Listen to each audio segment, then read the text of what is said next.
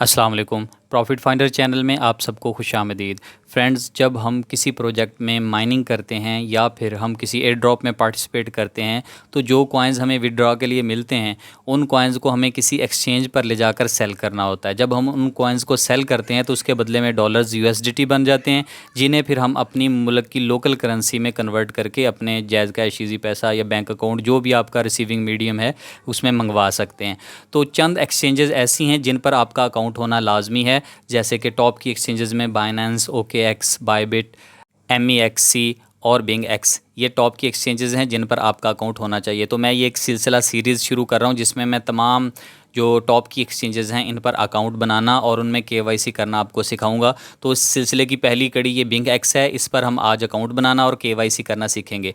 इन पर आप अकाउंट बना लें, इन पर आप अपने अकाउंट बना के KYC करके रखें। तो जैसे ही हमारा कोई भी कॉइन किसी एक्सचेंज पर लिस्ट होता है तो हमारा अगर अकाउंट पहले से मौजूद होगा तो हमारे लिए आसानी रहेगी। KYC के बगैर आप ना तो विदड्रा कर सकते हैं, ना आप कॉइन्स की बाइंग सेलिंग कर सकते हैं। तो इसलिए KYC आप करके रखेंगे तो रेडी रहेंगे। जैसे आपको कोई एयर ड्रॉप के कॉइन्स मिले तो आप आसानी से उसे सेल करके डॉलर्स में कन्वर्ट करेंगे और डॉलर से फिर आप अपनी लोकल करेंसी के अंदर चेंज करके अपने अकाउंट्स में मंगवा सकते हैं।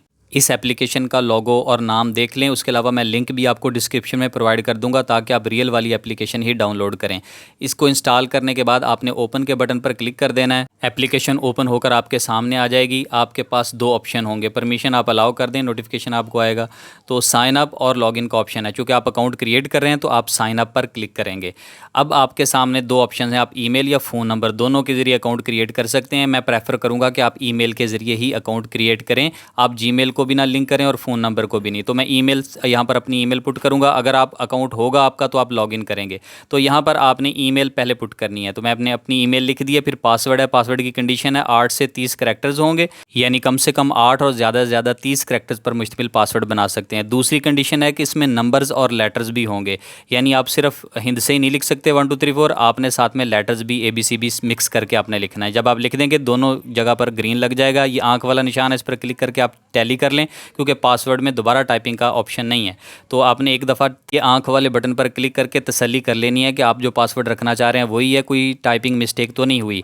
ये करने के बाद नीचे आपको रेफरल कोड वाला सेक्शन नज़र आएगा। यहाँ पर ये ऑप्शनल है आपके लिए, अगर आप करना चाहें तो इसमें आप रेफरल कोड मैंने डिस्क्रिप्शन में दे रखा है, लिंक के साथ ही रेफरल कोड भी दिया हुआ है, वो आप यहाँ पर लगा सकते हैं। उसके बाद आपने साइन अप का जो बटन नज़र आ रहा है आपको इस पर क्लिक कर देना है। जब आप साइन अप पर क्लिक कर देंगे तो आपके सामने अगली स्क्रीन आ जाएगी जिसमें आपके जीमेल आईडी पर जो भी आपने ईमेल आईडी लगाई हुई उस पर एक कोड जाएगा, 6 डिजिट कोड। आपने वहाँ से वो कोड कॉपी करना है अपनी ईमेल से। ये मैं अपनी ईमेल में आ गया हूँ, यहाँ पर ये 6 डिजिट कोड नज़र आ रहा है, आप कॉपी कर लें, चाहे आप देख लें क्या कोड है। मैंने ये देख लिया, मैं यहाँ पर आकर मैनुअली पुट कर दूँगा ये वाला कोड।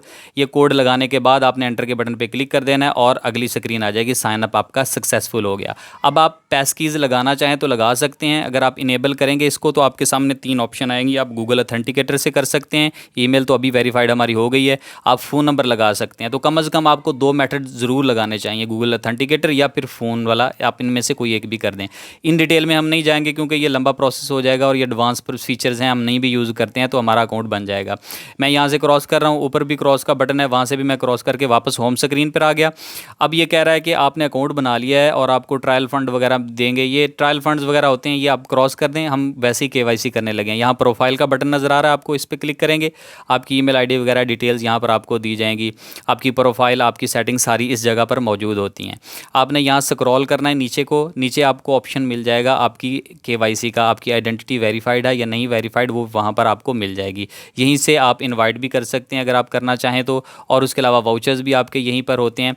तो वेरिफिकेशन पर आपने क्लिक करना है। यहाँ पर आपने क्लिक किया, देखें अनवेरीफाइड लिखा आ रहा है, तो यहाँ पर आपको वेरीफाई नाउ का पहला जो ऑप्शन है ना, इंडिविजुअल वेरिफिकेशन, आपने वो वाली करनी है, आपकी जो फ़र्द वाहद की वेरिफिकेशन है। तो आप यहाँ पर क्लिक कर देंगे, वो बता रहा है कि इससे आप इतने USDT डेली विड्रॉ और सेल कर सकते हैं वगैरह वगैरह, वो लिमिट्स होती हैं। आपने इस पर क्लिक कर दिया।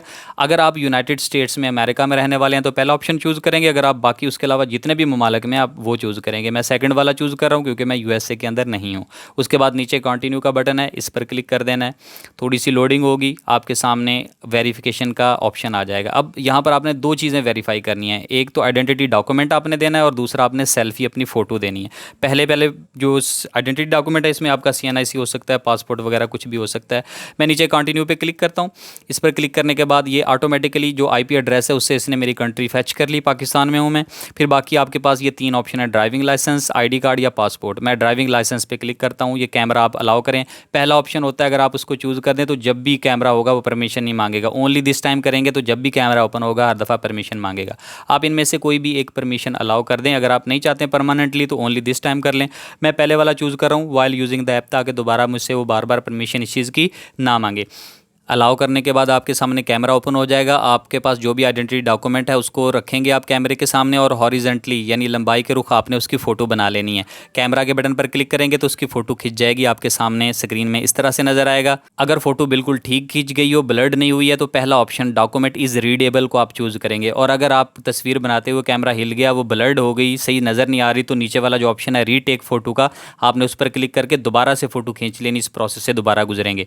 और अगर आपकी फ़ोटो ठीक है तो डॉक्यूमेंट इज़ रीडेबल ऑप्शन को आप चूज़ करेंगे। उसके बाद कैमरा दोबारा ओपन हो जाएगा। अब आप कैमरे में जो बैक साइड है डॉक्यूमेंट, आपका पासपोर्ट है या आपकी जो भी आपने चूज़ किया है उसकी बैक साइड CNIC है या ड्राइविंग लाइसेंस है, तो उसकी बैक साइड की फ़ोटो खींच के इसको भी, अगर डॉक्यूमेंट ठीक है तो डॉक्यूमेंट इज़ रीडेबल सेलेक्ट कर लेंगे। तो फ्रंट बैक दोनों फ़ोटोज़ होगी। उसके बाद आपने इसे लोडिंग का टाइम देना है। आप क्लिक कर देंगे उसके ऊपर तो ये लोड होना शुरू हो जाएगा। थोड़ा सा टाइम लेगा, ये ज़्यादा से ज़्यादा 1 या 2 मिनट लेता है, और आपकी जो डॉक्यूमेंट्स हैं वो सबमिट हो जाती हैं। उसके बाद ये नेट स्लो होने की वजह से थोड़ा सा इशू आ गया, तो अगर ऐसे आ जाए तो आप ट्राई अगेन पे क्लिक कर दें। अब इसके बाद आपसे फेस वेरिफिकेशन का कहा जाता है, सेल्फी का कहा जाता है। आपने इस कैमरे के अंदर अपने फेस को फिक्स करना है, और नीचे जो इंस्ट्रक्शंस दी जा रही होती हैं उनको ध्यान से ख्याल में रखना होता है। आपको कभी कहा जाता है कि फेस अपना बिल्कुल सेंटर में एडजस्ट करें या थोड़ा सा पीछे कर लें, या look straight into the camera, तो तब आपने कैमरा में सीधा देखना है, स्क्रीन में नहीं देखना। तो थोड़ी बहुत हदायत होती हैं। आपने कुछ देर के लिए अपना चेहरा इस दायरे में, सर्कल में सेट करके रखना होता है, तो ऑटोमेटिकली आपकी फ़ोटो ले ली जाती है, आपकी सेल्फी की वेरिफिकेशन भी हो जाती है। डॉक्यूमेंट्स भी सबमिट हो गए, सेल्फी भी हो गई, और उसके बाद नेक्स्ट स्क्रीन आपके सामने आ जाएगी। अपलोडिंग को थोड़ा सा टाइम लगेगा। अपलोडिंग हो जाए जब, तो उसके बाद आपकी जो KYC है वो अंडर रिव्यू चली जाएगी। ये देखें यहाँ पर लिखा आ रहा है system is reviewing your document. तो ये आइडेंटिटी वगैरह आपकी हो गई है, तो कहता है 2 से 3 मिनट लगते हैं, तो ज़्यादा से ज़्यादा 10 मिनट लग जाते हैं। मेरी 5 मिनट में KYC हो जाएगी, आपकी भी हो जाएगी। ये देखें आगे डिटेल्स आप चेक करते हैं तो इंडिविजुअल डिटेल्स में लिखा आ रहा है कि अंडर रिव्यू चली गई है। यहाँ से आप बैक चले जाएँ, आपकी KYC भी हो गई, आपका जो अकाउंट था वो भी क्रिएट हो चुका है। अब आप रेडी हैं। जब आपकी KYC, आपको ईमेल भी आ जाएगी, और वैसे भी यहाँ पर आकर चेक कर सकते हैं आप। यहाँ पर ये वेरिफिकेशन लिखा हुआ ना, अंडर रिव्यू, यहाँ पर आ जाएगा कि आपकी KYC पास हो चुकी है। बस 10 मिनट का टाइम लगता है, आपकी KYC हो जाएगी। तो आप ये अकाउंट बनाकर और KYC करके रखें। जैसे ही इस एक्सचेंज का कोई कॉइन आता है, जैसे कि फास्टैक्स टोकन का था, फर्स्ट फिशर का, या वो Viva FTN था, तो इस तरह के जो कॉइन जो इस पे भी लिस्ट होते हैं, जो जिस एक्सचेंज पे लिस्ट होते हैं, हमने उस एक्सचेंज पे जाके उसकी सेलिंग करनी होती है। तो ये अकाउंट बना के रखें। बाकी MEXC, OKX और बाइनेंस वगैरह के अकाउंट बनाने का मेथड भी मैं आपके साथ शेयर करूंगा। उम्मीद है आपको सब समझ आ गया होगा, बहुत आसान था। फिर भी अगर आपका कोई क्वेश्चन हो, कोई इशू आपको फेस करना पड़े, तो आप यहाँ कमेंट करके मुझसे पूछ सकते हैं। उसके अलावा आप मुझे टेलीग्राम और व्हाट्सएप पर भी ज्वाइन कर सकते हैं, जहाँ पर आपकी क्यूरीज़ और आपके जो आंसर्स होते हैं, मैं 1 घंटे के लिए लाइव आता हूँ। तो उस घंटे के अंदर आपकी जितनी भी क्यूरीज़ और इश्यूज़ होते हैं उनकी क्वेश्चनिंग आंसरिंग होती है, और आपके जो इश्यूज़ हैं उनको रिजॉल्व किया जाता है। मिलते हैं अगली वीडियो में, तब तक के लिए अल्लाह हाफ़िज़।